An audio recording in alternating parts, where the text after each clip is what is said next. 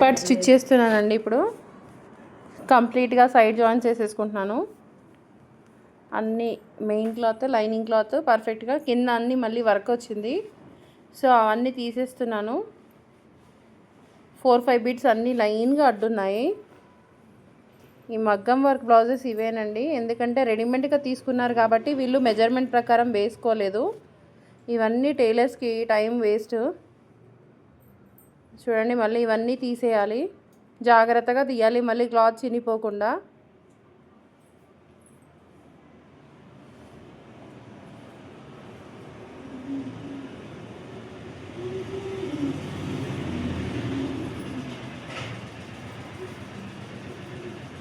ఇంక ఇప్పుడు సెట్ చేస్తూ, చెక్ చేస్తూ, తడుముతూ కుట్టాలి ఈ మగ్గం వర్క్ బ్లౌజెస్. ఎక్కడైనా స్టోన్ వస్తుందేమో అని టెన్షన్ పడుతూ. ఇంకా ఎక్స్ట్రా క్లాత్ అంతా కట్ చేసేసుకొని బ్యాక్ డాట్స్ వేస్తాను.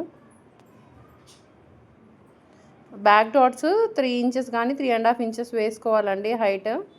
ఇది 26 సైజ్ది.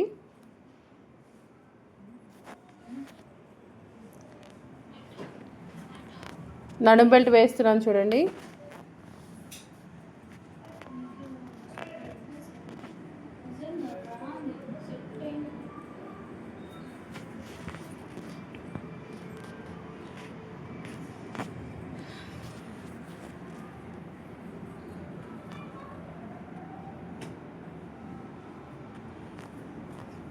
ఇంకా నడుం బెల్ట్ వేసేసి పై కొట్టు లూజ్ కుట్టు పెట్టేసుకుంటున్నాను.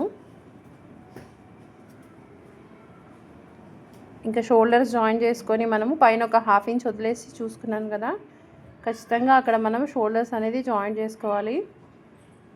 ఇంక ఇక్కడ చంక దగ్గర ఈక్వల్గా ఉందా లేదా అని చెక్ చేసుకొని ఎక్స్ట్రా ఏదైనా ఉంటే క్లాత్ కట్ చేసేసుకోవాలి. ఇటు కూడా చెక్ చేసుకొని స్టోన్స్ ఏవి అడ్డుపడకుండా సెంటర్ నుంచి హ్యాండ్స్ జాయింటింగ్ చేసేస్తున్నాను.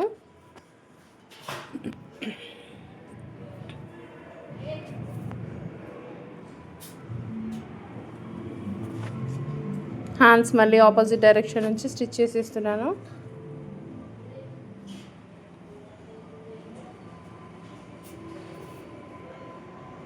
చిన్న స్టోన్స్ అడ్డం ఏమైనా ఉంటే కట్ చేసేసి హ్యాండ్స్కి ఒక చిన్న స్టోన్ తగిలినా చాలండి, థ్రెడ్ బ్రేక్ అయిపోయి నిడిలు ఇరిగిపోతుంది, టైం అంతా వేస్ట్ అయిపోతుంది దానికే.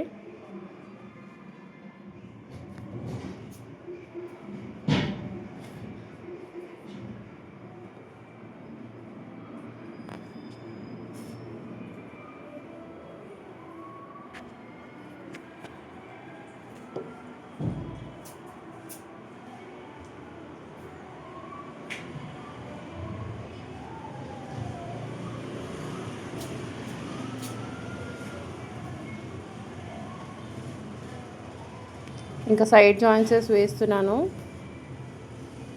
తన హ్యాండ్ లూజ్ వచ్చేసి 4.5 ఉంది, బట్ ఇక్కడ వర్క్ ఇంకా ఉండిపోయింది, సో నేను 5 పెట్టాను. చంక లూజ్ ఏమో 6.6 పెట్టుకున్నాను. ఇంకా తన చంక వచ్చేసి 7 ఇంచెస్ ఉంది.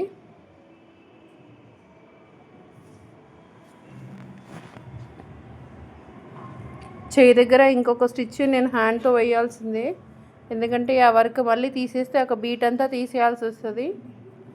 సో అందుకే తనకి సైజ్కి తట్టు ఇంకొక 1/2 ఇంచ్ మనము హ్యాండ్తో స్టిచ్ వేసుకోవాలి. డోరీస్ ప్రిపేర్ చేస్తున్నాను. 1 మీటర్ డోరీ తీసుకొని టాజల్ స్టిచ్ చేస్తున్నాను.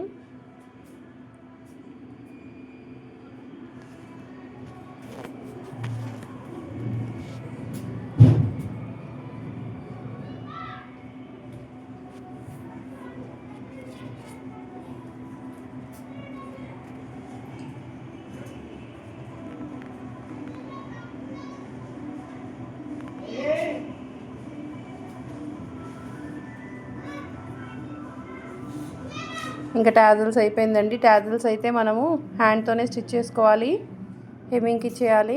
ఫైనల్గా బ్లౌజ్ ఎలా వచ్చిందో కామెంట్ చేయండి. నచ్చితే లైక్, షేర్ అండ్ సబ్స్క్రైబ్ చేయండి. Thank you.